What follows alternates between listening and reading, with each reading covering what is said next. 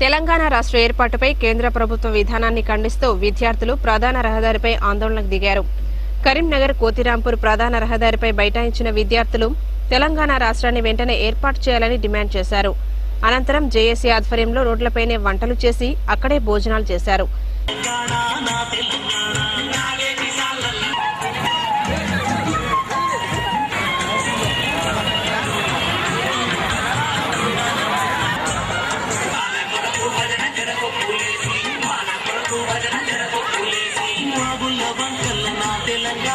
ఈ సందర్భంగా విద్యార్థులు రహదారిపైనే కోలాటం ఆడి అందరినీ ఆకట్టుకున్నారు.